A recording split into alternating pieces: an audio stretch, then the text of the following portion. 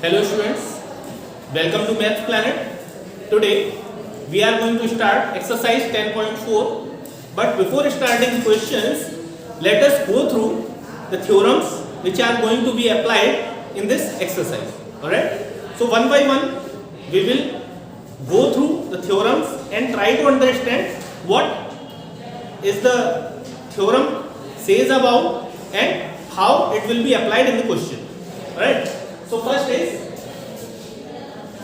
if two arcs of a circle are congruent, then their corresponding chords are equal.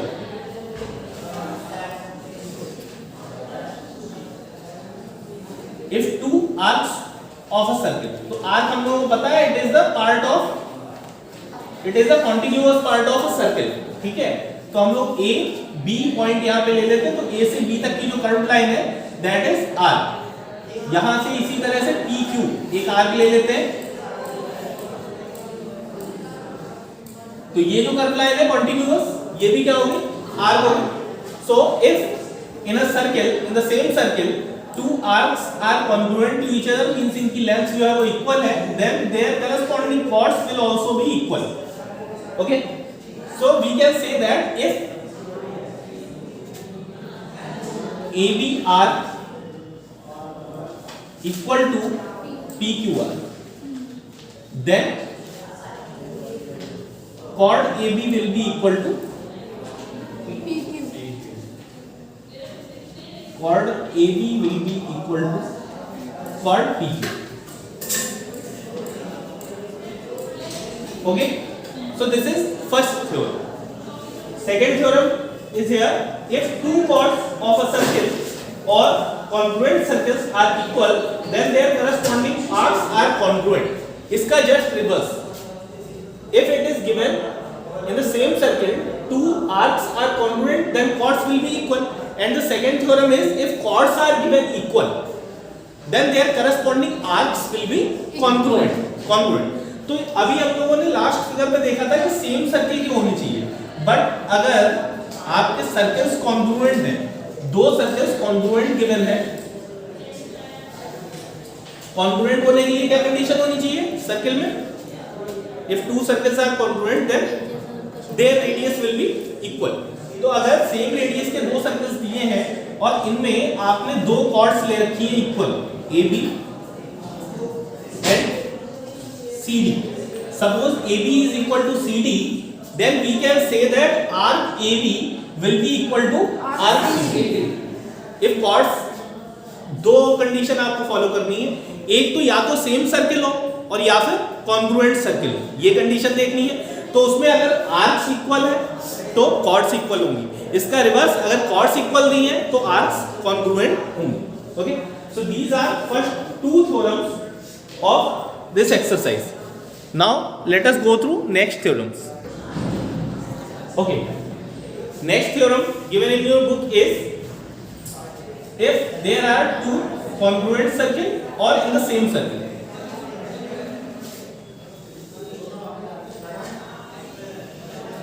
Suppose it is a circle with center O and here is a circle O dash and these are already congruent. Alright, कि इनकी radius क्या है? Equal. So it is said in the theorem that two arcs of circles are congruent. ये arc मान लेते हैं AB, ये यहां से आ रहा है, और ये आर्क मान लेते हैं PQ. Two arcs will be congruent to each other if the angle subtended by these two chords at the center are equal. तो अगर ये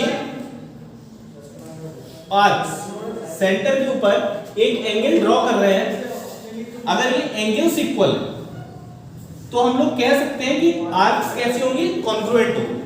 ठीक है, इसके लिए ये कंडीशन सब जगह अप्लाई होगी कि सर्कल्स आपके कॉन्ग्रुएंट होने चाहिए या फिर सेम सर्कल होना चाहिए. अगर आर्क्स इक्वल है देन इक्वल एंगल सबटेंड करेंगे, और अगर आर्क इक्वल एंगल सबटेंड कर रहे हैं सेंटर पे, देन आर्क की लेंथ क्या होगी? इक्वल होगी. Okay, so this is second theorem. Now let us go through next. Now next theorem is the angle subtended bye an arc at the centre of circle is double the angle subtended bye it at any remaining part of the circle. तो देखते हैं किस तरह से होगा। अगर एक circle है हम लोगों के पास जिसका सेंटर क्या है, O है, ओके, O सेंटर है, और एक आर्क हम लोगों के पास है AB, then the angle subtended by arc AB is here will be double of angle subtended by arc AB at any remaining part of the circle। तो सेंटर के ऊपर कोई भी आर्क अगर कोई एंगल ड्रॉ कर रही है तो वो एंगल डबल होगा किसका, वही आर्क जब सर्किल के किसी भी रिमेनिंग पार्ट के ऊपर एंगल सबटेंड करेगी। तो हम लोग कह सकते हैं कि angle 2 is double of angle 1, ठीक है। इसी तरह से आप लोग देख सकते हैं कि एक आर्क सेंटर के ऊपर तो सेम एंगल ड्रॉ कर सकती है, बट रिमेनिंग पार्ट के ऊपर अदर एंगल्स भी ड्रॉ कर सकते हैं। जैसे ए से एक पॉइंट यहां लिया आपने और बी से इसे ज्वाइन कर दिया तो एक एंगल यहां पे हो जाएगा। इसी तरह से ए से यहां पे ज्वाइन किया और बी को यहां से ज्वाइन किया तो ये एक एंगल हो जाएगा, ठीक है।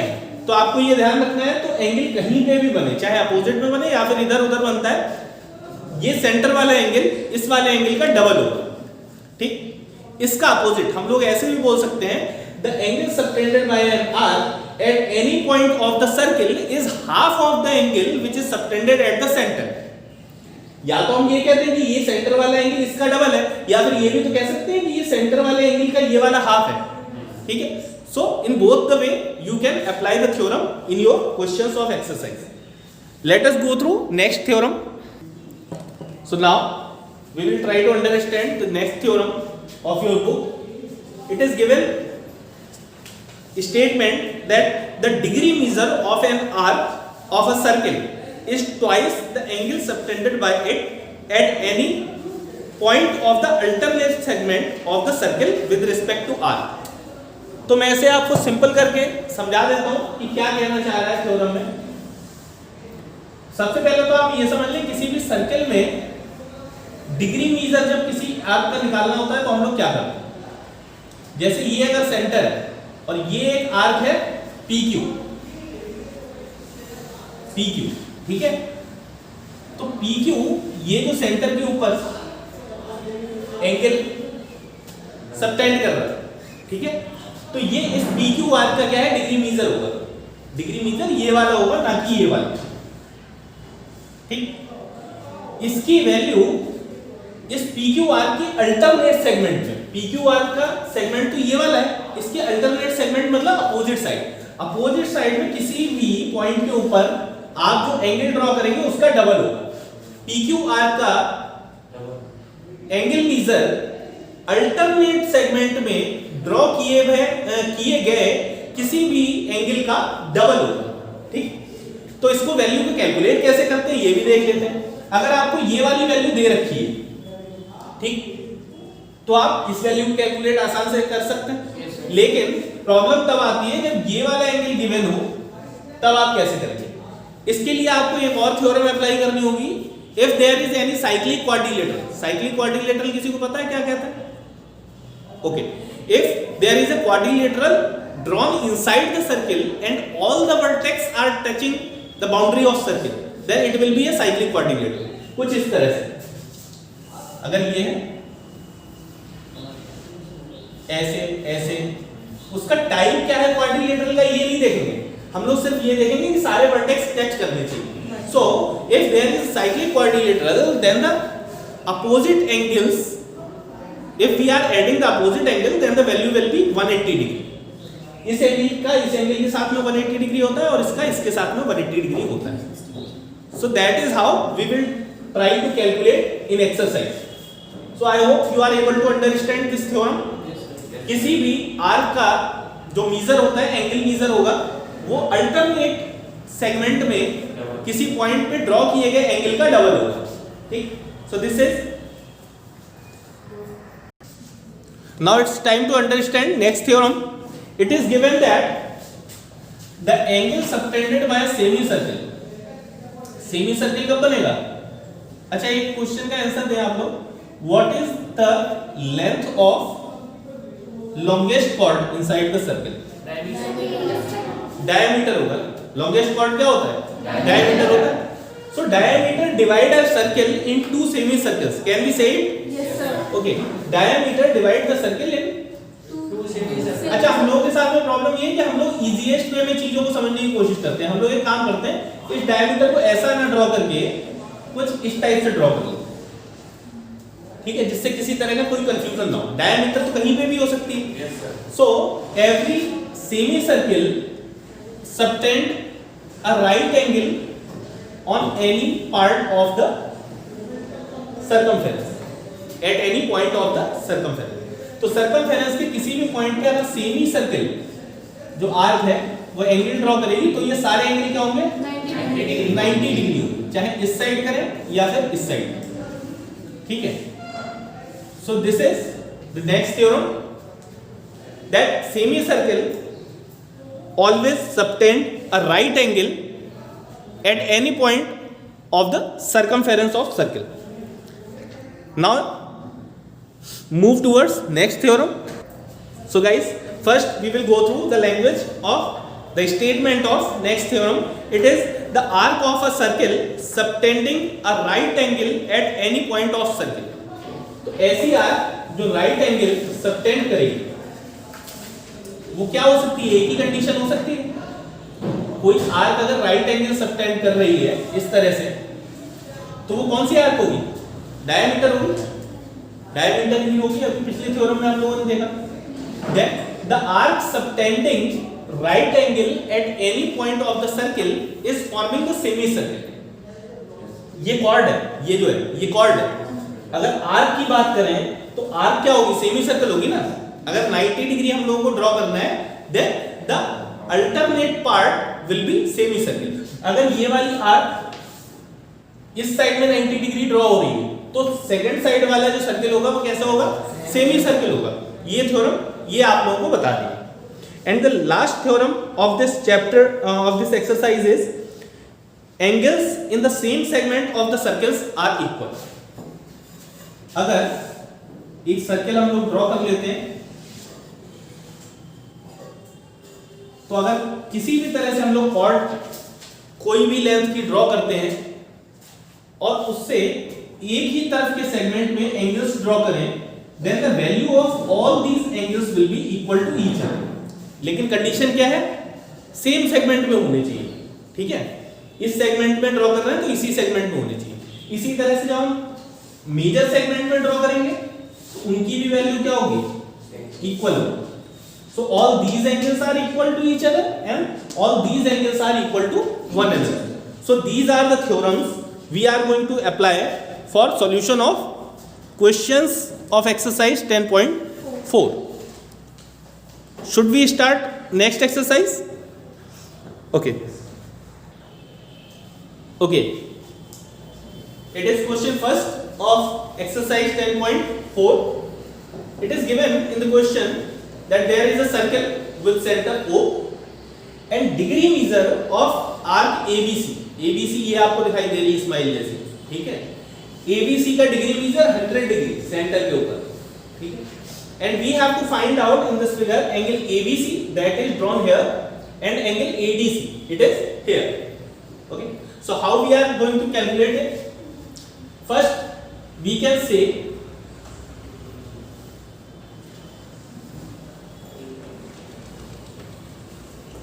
angle AOC is twice of angle ADC। We had gone through a theorem previously that the angle subtended by an arc at the center will be twice of the angle subtended at remaining part of the circle। तो इस वाले angle का ये वाला angle double होगा। तो AOC की value ADC की वैल्यू के डबल होगी, ठीक है। तो इसी को अप्लाई करेंगे हम लोग। एंगल AOC की वैल्यू हम लोग को 100 डिग्री दे रखी है। 100 degree is equal to 2 into angle ADC, okay. 2 2 नीचे आ जाएगा इधर, तो कितना बचेगा 50 बचेगा, ठीक है, डिवाइड हो जाएगा 2 से। Angle ADC will be equal to 50 degree. First solution हम लोगों का आ गया, ठीक। यहाँ पे आप लोग साइड में ये जो थ्योरम का स्टेटमेंट है ये नोट कर देंगे, that you can do it by yourself by seeing in your book. The angle subtended by any arc at the centre is double the angle subtended by the same arc at the remaining part of the circle. Okay, so you can note it down in this part. Okay, so one thing we also know as the sum of opposite angles of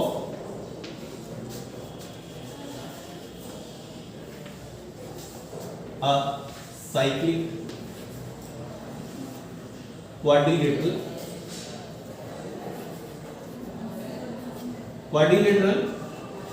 is 180 degree.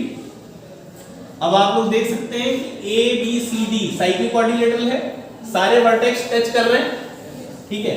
तो angle ADC plus angle ABC कितना हो जाएगा 180। Angle ADC plus angle ABC equal to 180। अब यहाँ पे आप लोग को ऊपर वाले पार्ट से पता चल जाएगा ADC की वैल्यू कितनी है 50 degree plus ABC find out करना है equal to 180 degree. So the value of ABC will be 130, minus हो जाएगा उधर जाके सब्ट्रैक्ट हो जाएगा 130 degree. So these are two solutions of the given question, question number 1। I hope you are able to understand it. Now let us go through second question. So students, it's figure for question number 2. We have done some constructions also here. Question में आपका सिर्फ above figure ये दे रखा है ABC। आप क्या करेंगे, P से C को ज्वाइन कर देंगे, B से P को ज्वाइन करेंगे और A से P को ज्वाइन कर देंगे। क्वेश्चन समझ लेते हैं क्या है। In figure ABC are 3 points on the circle. You can see here such that the angle subtended by chord AB and AC are 80 degree and 120 degree. AC centre के ऊपर एंगल सबटेंड कर रहा है 120 डिग्री और AB cord जो है वो इसके ऊपर एंगल सबटेंड कर रही है 80 degree. Okay, so first find out what we have to calculate. Determine angle BAC and the degree में मेजर ऑफ BPC। तो एंगल BAC और degree measure of BPC, degree measure of BPC यही तो होगा।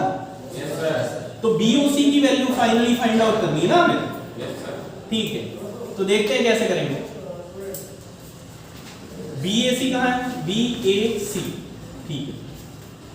तो देखिए AB कॉर्ड सेंटर के ऊपर कितना सबटेंड कर रही है 80 डिग्री और यही AB कॉर्ड आप देखेंगे तो ये वाला एंगल सबटेंड कर रही है।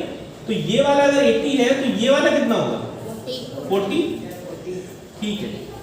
अब AC कॉर्ड ये सेंटर के ऊपर 180 ड्रॉ कर रही है और AC कॉर्ड यहाँ P के ऊपर कितना ड्रॉ करेगी 60। तो 60 और 40 मिलके ये वाला एंगल कितना हो जाएगा 100। हमें पता है कि साइक्लिक क्वाड्रिलेटरल के अपोजिट एंगल्स का सम कितना होता है 180। ये वाला 100 तो ये वाला कितना 80, ठीक है। अब एक आपकी वैल्यू फाइंड आउट हो चुकी है BAC 80 degree. We also know a theorem that angle subtended by the same chord at center of circle is double the angle subtended by the chord at any remaining part। तो अगर ये वाला 80 हो गया तो ये इसका डबल होगा, तो ये कितना हो गया 160। तो ऐसे सॉल्यूशन आप लोग कैलकुलेट कर सकते हैं।